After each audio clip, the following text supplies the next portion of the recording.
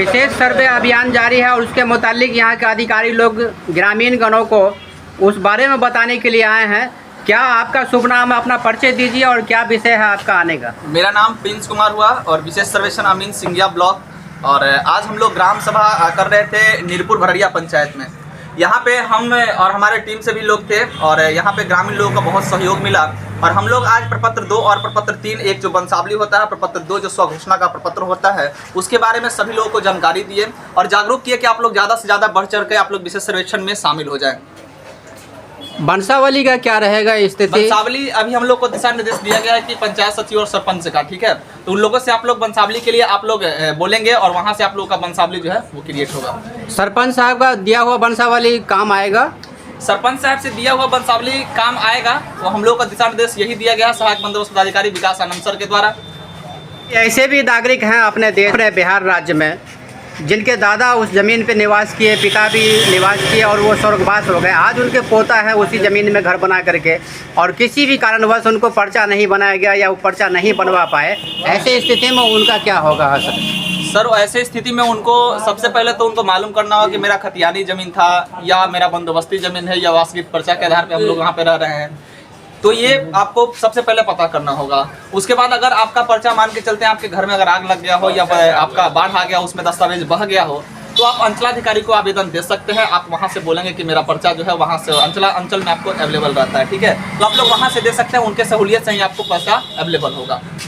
मान लीजिए कि पिता के नाम 3 कट्ठा जमीन और 3 भाई हैं जी। पिताजी स्वर्गवास हो गए, 3 भाई में से कोई एक भाई चालाकी से किसी एक अन्य को 2 कट्ठा बेच दिया, लेने वाले भी गदगद और बेचने वाले भी गदगद। इस सर्वे में उसका 1 ही कट्ठा बचता है। आपको जो कागज मिलेगा तो 2 कट्ठा तो किसी भाई ने बेच लिया, तीसरा को कितना बराबर हिस्सा कहाँ से मिलेगा?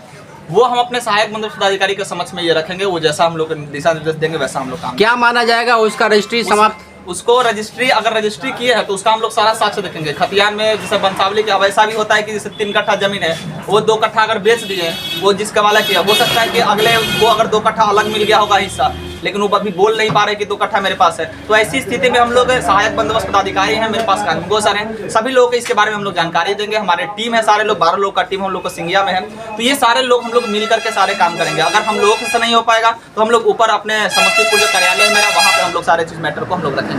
बिहार से अधिकांश लोग पलायन किए हुए दिल्ली, कलकत्ता, बम्बई इत्यादि राज्यों में रह करके अपना पलायन किया हुआ है।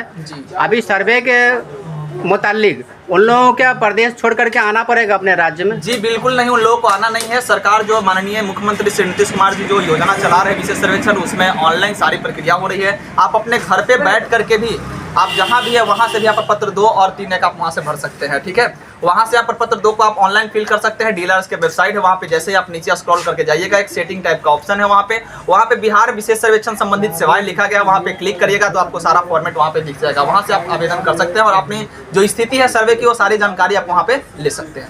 वंशावली का निर्माण करके, वंशावली तैयार करके लोग कब तक आपका इंतजार करेंगे, कब आप आएंगे? मेरा इंतजार नहीं करना है आप लोगों को, जितना ज़्यादा और जितना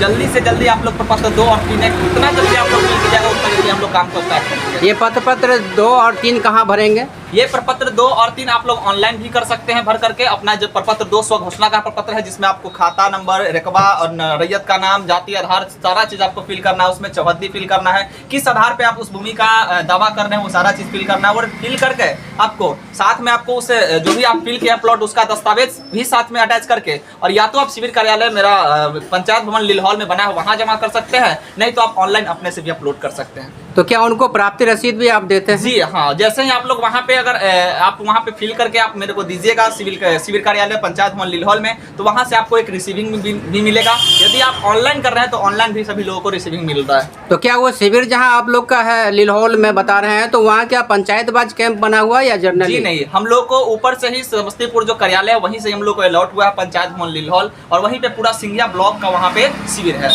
तो आप लोग अपने स्तर से उसको छंटनी कर लेते हैं? हम लोग वहाँ पे जैसे कि सारे लोग जितने भी हम लोग को मौका मिला है, हम लोग यहाँ पे 9 गो अमीन लोग हैं और एक कानूनगो सर है, फिर विशेष सर्वेक्षण सहायक बंदोबस्त पदाधिकारी सर है, क्लर्क भी हैं। ये सारे लोग हम लोग को अमीन को मौजा टैग हुआ है, उस मौजा के अनुसार जैसे ही हम लोग रैयत हमारे पास आएंगे उसके अनुसार से हम लोग दस्तावेज कलेक्ट करेंगे। तो मूल रूप से 3 पन्ना का जो है आपका फॉर्मेट, एक वंशावली और 2 अन्य और कागजात, उनको भर करके जो भी जमीन से संबंधित कागजात है वो कागजात जी। अटैचमेंट करके आपको अटैचमेंट सुपुर्द- करके, और उसके साथ में आपको आधार कार्ड का फोटोकॉपी, अगर पैन कार्ड हो जाए तो और बढ़िया, साथ में अटैच करके आपको देना है। उसी के आधार पे हम लोग आगे जो भी है हम लोग करेंगे, किस बार की प्रोसेस होगी, ट्रांजैक्शन हम लोग का सबसे पहले होगा, त्रिसीमाना फिक्स करेंगे, बाउंड्री वेरिफिकेशन होगा, बाउंड्री का हम लोग सीमांकन करेंगे, सारा आपका जो मौजा है उसका। उसके बाद हम लोग किस बार करेंगे, उसके बाद खाना पूरी वगैरह पर्चा जो है वितरण होगा LPN के साथ में वो सब।